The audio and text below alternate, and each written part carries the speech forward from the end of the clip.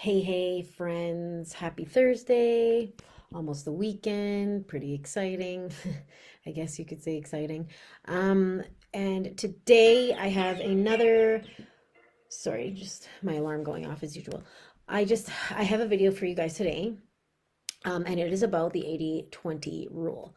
I'm sure you guys have heard of this rule when it comes to dieting or I don't know, some other concept, the 80-20 rule. So you might have a little bit of an understanding of what it is, but for those of you who don't, the 80-20 rule, um, as it applies to sleep, is which I am going to be talking about today for your little one, is 80% of the time you stick to your little one's designated schedule.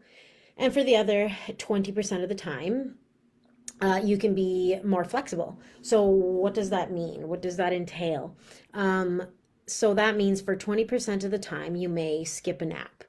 You may, um, you may give a nap later on than usual, or you may give a nap on the go, maybe in the stroller or in the car seat in the car. And that's totally fine. So that is what the 80-20 rule means when it comes to your little one's sleep. Um, it is really good to stick to a designated schedule as much as you can, but sometimes, like when we're traveling, or maybe it's the holidays, we can't always stick to that schedule. And like I said before, that's totally okay. There are some exceptions to this rule, though, and I will get to that later, but just keep that in mind. So, what do you do if you choose to use the rule? So, say one day it's the holidays, it's Christmas, and because those are coming up. So maybe it's Christmas and you're shopping for Christmas presents for your family, and you just so happen to look at the time, and oh my goodness, it's a little bit late uh, for your child's nap. Don't stress. It's totally okay. You can compensate and either give him or her, whatever gender your child is, the nap when you get home, or you can try to give it to them on the go, maybe in the stroller or on the in the car seat on the way back home, or maybe on the way there.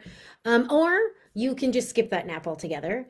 And if you do that, if you do skip a nap, that means you need to adjust bedtime to follow.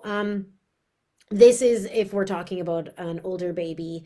Obviously, younger babies, they're much easier to get to nap on the go. Younger babies, their wake windows really can't go that long. So, in the case of a younger baby, you would just give the nap a little bit later than you normally would, or give it on the go. If it's an older baby, you would obviously need to adjust the bedtime. So you don't want their wake window stretching too long. So you would need to adjust bedtime to follow that. If it's later in the afternoon, you definitely want to adjust the bedtime. But if it's earlier in the day, like say you're out shopping in the morning and you see that your little one is a little bit late for their nap. If that's the case, that means that you can give their nap a little bit later than you normally would. And try to stick to those wake windows as best as you can. Try not to push them out too far. I know sometimes that's hard, and with this rule, with this rule, you're pushing the wake window, or you're trying to give a nap on the go, or you're adjusting bedtime. It really does depend on how old your baby is, when you're giving the nap, how long their wake windows are. It depends on so many things. So just be aware of them. And just be aware, usually what you will do is adjust the bedtime. So with a younger baby, since they can't really go long between their wake windows, usually they'll fall asleep on the go. They can't keep themselves awake long enough. Some of them do, which I feel for you parents. Some of them do stay past their wake windows and they do not go back to sleep, which is hard times. But that is usually most newborns to 4 months, or well, to 3 months old, they will fall asleep on the go. If it's a shorter nap, that's okay. You can just follow wake windows and give a nap in their designated after their designated wake window. And then so obviously that's with a younger baby, and the older the baby gets, the more longer they can stay awake. So that means you have to adjust wake windows and naps according to, I know, if you skipped a nap, or maybe the nap was short, or whatever. You just adjust and play by ear based on the age of your baby and everything else, like I said before. So I don't want to like confuse you and get too confusing about that. But if you do have any questions or comments about that, please leave it in the comment section and I will answer those for you. So, like I said, obviously depends on the age of your baby and stuff like that. There are some other very important factors you need to consider when you're wanting to implement the 80/20 rule. The most important factor of this rule is that your baby needs to already be getting consistent, good quality sleep. If your baby is struggling with sleep right now, you cannot use the 80/20 rule because this will mess up their sleep even more and it'll make them it won't work well. So you need to make sure that your baby's getting consistent, good quality naps, night sleep, everything's going good for them. Then you can apply this, because if they're already getting great sleep and then that means that throwing them off a little bit, it really isn't going to do anything. If you find that it does, then definitely just catch up on sleep and make sure to stick to their designated schedule. Some babies are just more sensitive than others. That's why it's also important to know the temperament of your baby.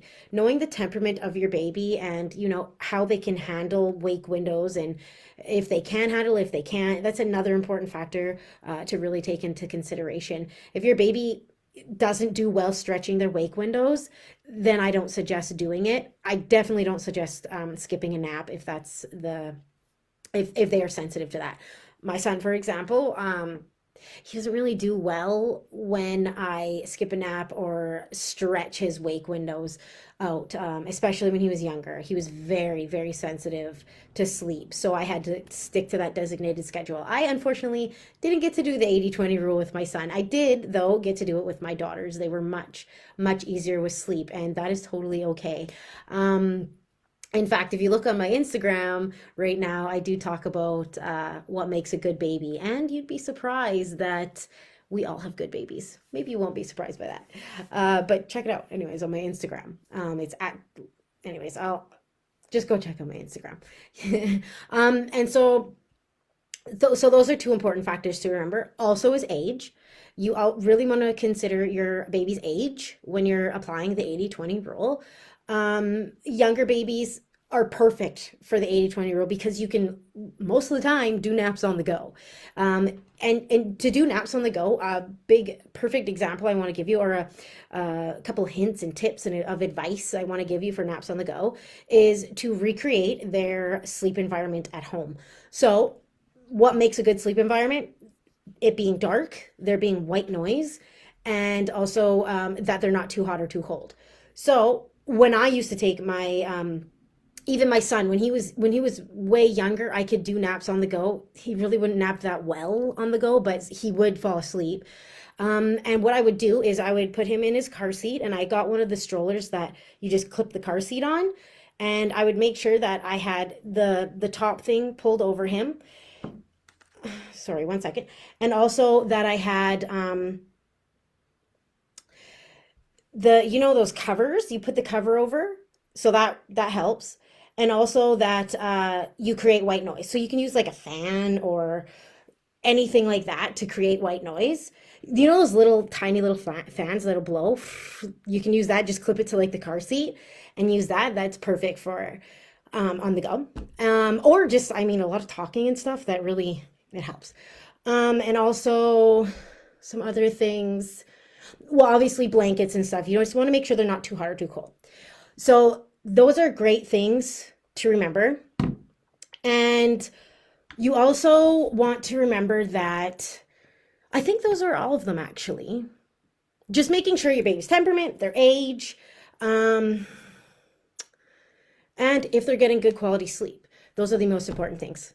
So I think that's all I had for you guys today, I'm pretty sure. So if you need anything else, if you have any questions or comments, leave them in the comment box. I also have a group called Sleep Little One where I give lots of advice and tips, stuff like this, that parents would find really helpful. So I'd love to see you over there, and I hope you guys are having a great day, and I hope you have a great weekend and the rest of your week, and we'll talk soon. Bye.